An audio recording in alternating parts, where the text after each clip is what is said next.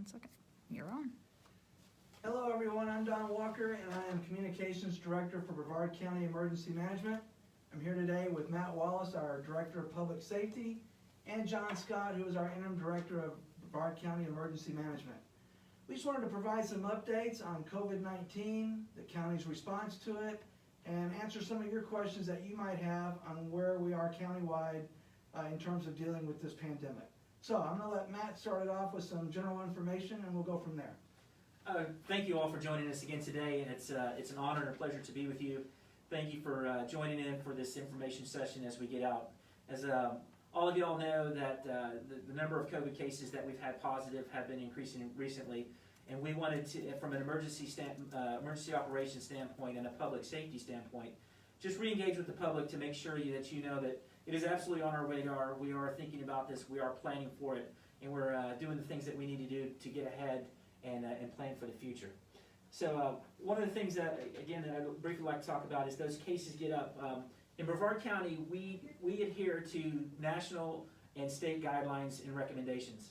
So as the federal CDC guidelines come out, we will continue to push those out. As those change, we will continue to change too. The mandates that we have from the state of Florida are the ones that the county will traditionally and typically follow. As the state moves and as the state decides on what they want to do, we locally will meet and with the policy group, and we'll meet with the commission, and we'll decide what the direction of what the county commission would like to do. So in those terms, we really follow the direction from the state, and then we produce information, and we also produce recommendations to the citizenry to make sure that we get to the right place.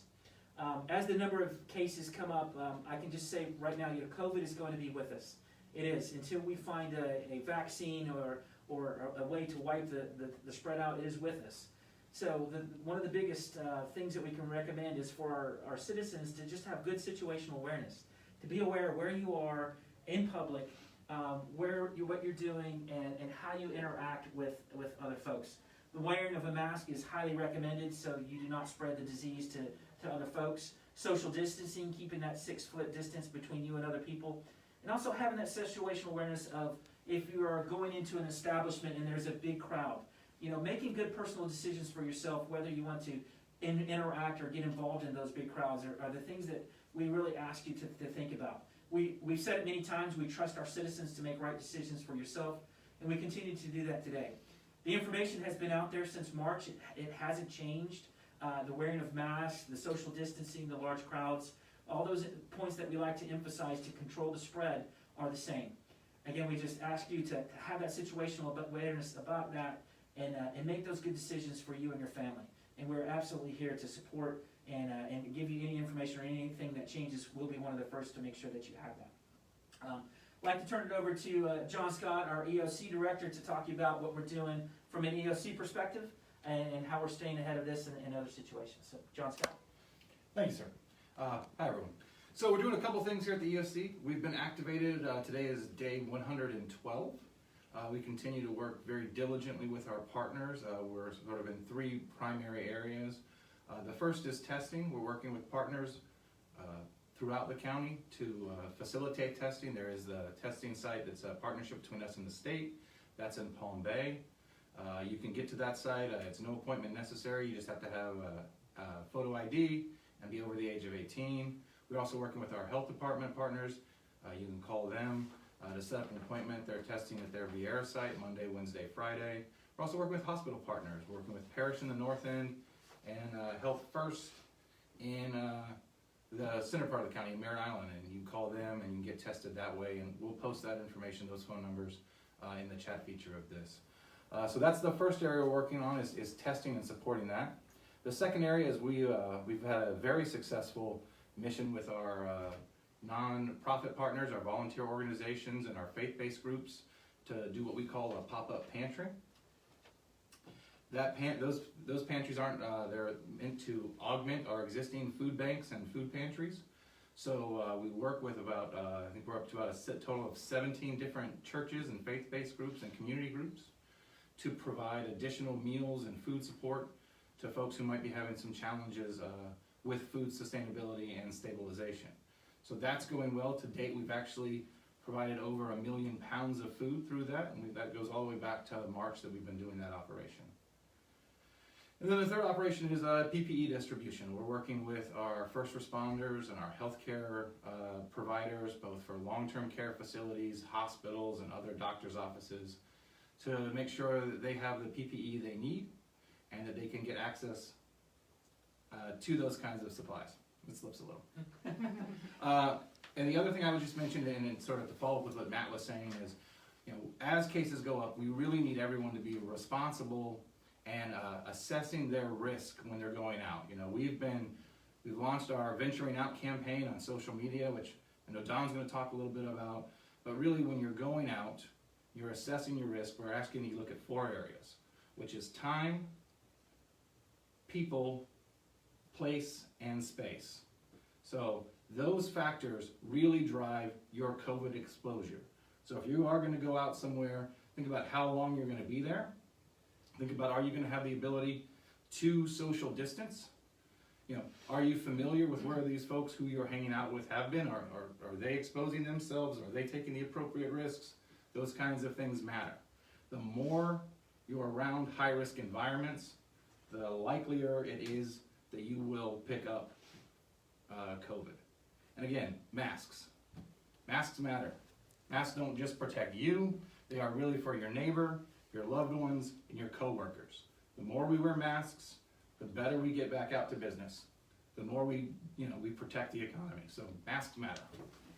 That's a good segue to me, actually. Wait, before we get to one of the other things is our 211 operation is still open. So if you have questions or you would like to get more information, please call 211. And we apparently have answered over 17,000 calls since March. So we're continuing down that process to make sure we get information out to you guys. So Don, sorry. All right, so John was talking about masks. So as you're probably aware, there's no order in place either statewide nor in Brevard County that requires mandatory wearing a face mask. However, we do know from the CDC that this is a good way to help in protecting you from either infecting others or being infected yourself with COVID-19.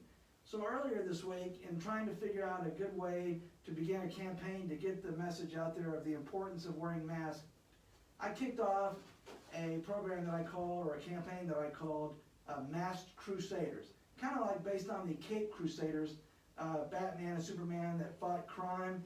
Well, we need to fight this pandemic, and one way to do that is by wearing face masks. So what I'm doing is inviting Brevard County residents who wear a mask to send us your picture along with the reason why you're wearing a mask. Are you wearing it because to protect yourself? Are you wearing it to protect a loved one at home, your children?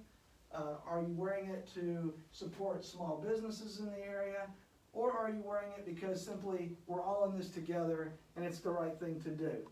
So if you can send us your photo and a sentence like that and tell us who you are and where you live, send it to Jesse, Jesi.Ray @brevardfl.gov.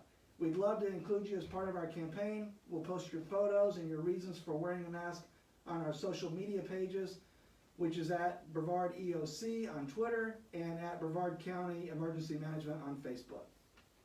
Awesome. One thing I would like to also highlight real quick is what our first responders are doing, and really from a Brevard County Fire Rescue point of view.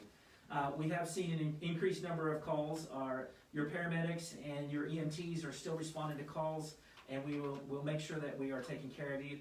From their perspective, from John's PPE stashes that he has, he's making sure that we're very well supplied. We have the appropriate number of PPE to get through this. And we are also making a very concerted effort that we decontaminate the rigs and we decontaminate the stations, that we make sure we take care of our first responders who are responding to you. So they're in the trenches, they're there responding to you, and they'll be at your homes in a moment's notice. If you have an emergency situation, please call 911. Let us know what is happening to you, and please let us know if you have any type of COVID-like symptoms. That allows our first responders to prepare before they gain entry to your home in proper PPE gear so they can contain the spread as well. But again, they're here to support you. They're very fired up. They're very energetic, and let you know that your first responders are here out there working for you, for the citizens of Brevard County. There was a couple frequently asked questions we'd like to address before we move, Jesse, if that's okay, to the next section. That works. And John, I've got the notes, and I'll test you here. The first question they said that we have been asked is, where can I get tested for free? So I know you mentioned it a little bit before, but I'll see if you, I've got the notes, let's see what you got here. All of those sites that I mentioned are doing free testing. So either through the health department, through that state-run site, or in partnership with Parish or Health First, and we'll put the details in the chat, in the text box or whatever. That's an awesome answer. But since I I'll go through the detail. The first one that you talked about is the Department of Health. They do appointments every Monday, Wednesday, and Friday. And I'm only reading this because I know how to read, so I wouldn't have known this otherwise. It is Monday, Wednesday, and Friday from 9 a.m. to noon. And if you would like to do a test at the Brevard in Viera, the number is 321-454-7141 to schedule an appointment. The second location that John talked about was Health First on Merritt Island. They're open Mondays through Saturdays from 9 a.m. to noon. Their number is 321-434-3131 for an appointment. And down south at Parish Hospital, there are multiple locations. You can call up north, there are multiple locations in Parish and in Titusville. Is area code 321-268-6139, 6139. I'll say that again, 321-268-6139, or text COVID test to 321-204-1699 to make an appointment. So we have multiple test sites across the And county. again, the big one in Palm Bay is the, sorry. You're The good. big one in Palm Bay is the state site, that is a drive-through testing site. That's at Eastern Florida State College. Again, no appointment necessary, just photo ID, and you have to be over 18. And I would say one of the advantages of going to the Eastern Florida State campus in Palm Bay is that there's 3 lanes of testing going on. So you're not gonna be stuck in a single lane. You have other options of getting in shorter lines if you can find one. But we have seen an uptick in the number of people that are showing up for testing. So patience is a virtue, but we want people to be tested, especially if you're having symptoms. So please take advantage of these free sites, especially the one at Eastern Florida State College where you don't even have to have an appointment. And the Palm Bay location is open Monday through Friday from 9 a.m. to 5 p.m. It's 7 days a week. 7 days a week. Oh, it's now 7 days a week. 7 days a week. Sorry. So, yes, we have locations from the north to the south of Brevard County. Please, if you have symptoms or you feel you need the test, please seek one of those out. Please look on Brevard County's website. If you didn't catch the phone numbers or the locations in this podcast or this Facebook Live event, sorry, podcast people, and we'll make sure we get you the right information. We'll have that posted out there for you. The second frequently asked question, we could just play like who gets it first kind of game here. How long does it take for the results to come in? Well, John may correct me on this, but I believe it's anywhere between 24 hours to 48 hours. Is that correct? So testing results vary, and they're done by priority, because labs obviously across the country are inundated right now, and as more testing occurs, more labs have to process. So it's done by priority. So obviously hospitals, that happens fastest. So if you're in the hospital, they turn that around pretty quickly. And then for folks who are symptomatic, that's usually somewhere in the 24 to 48 hour period. For folks who are not presenting right away with symptoms, that may take a little bit longer, and it may be up to 3 or 4 days. It all depends on lab bandwidth, and the state is continuing to add new labs every day and bring more and more testing processing capability online. So John, I have a question for you. Sure. The testing at Palm Bay, does it stop at 5 o'clock, or does it stop when they reach a certain amount of people tested for that day?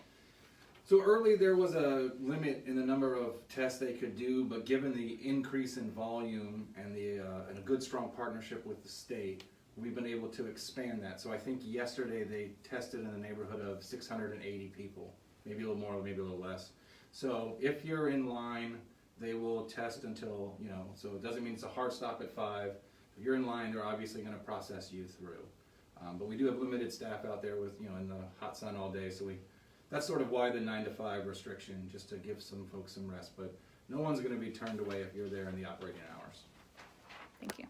All right, one of the last frequently asked questions, and John Scott, and I'll help you out with this too, but I think you'll be the expert for sure in it. How does COVID-19 affect hurricane season, our evacuations, and our planning? I know that's a very interested, high interest topic for our citizens obviously with COVID and the restrictions that we have with social distancing, the shelter operations, the feeding operations, and those things. So if you could maybe address that for a bit. Sure, I'll talk a little bit about just sort of the overall things. This will be a hurricane season unlike any other, because we'll be doing it in the middle of a pandemic.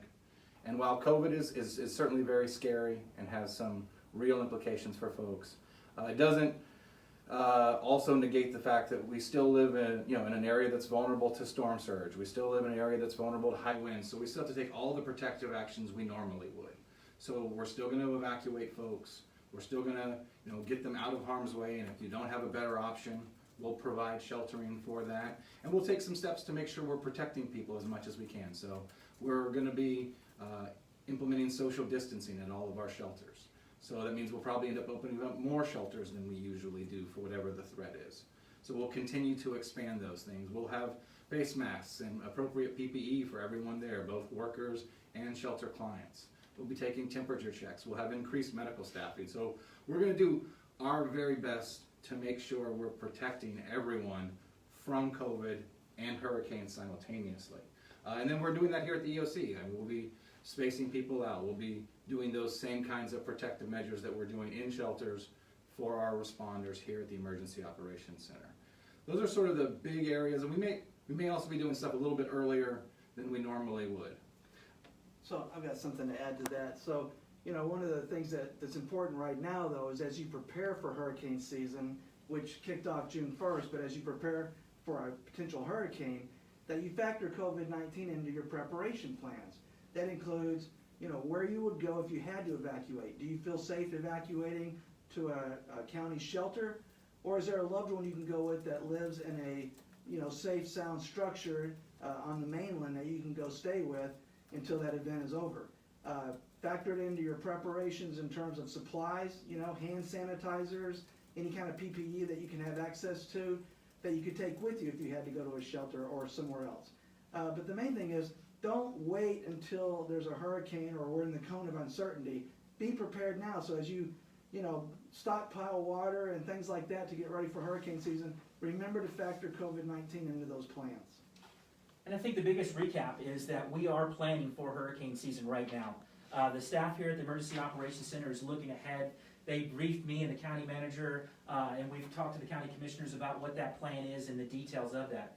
Taking COVID into account does complicate things, and it backs, as John said, the timeline for decision making backs to even earlier. So don't let that surprise you if you see a storm show up on whatever weather channel you like to watch best and you start to see more communication from us. It's because we've got to get ahead of this a little bit quicker to get the shelter operations up, because it's going to be a little bit more demanding as the increased square footage per person increase.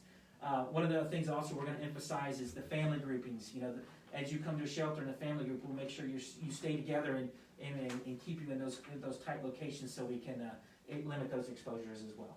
But we're ready for it. It's not an insurmountable bridge. We've got a great plan, and I believe it's a very executable plan. It's just going to take a little bit more time and a little bit more energy from our side and from the staff, your Brevard County government staff. But we're ready for the challenge, and we're ready here to make sure we support the citizens of Brevard like we do every day. So please know that's on our radar, and we are absolutely addressing it in every possible way.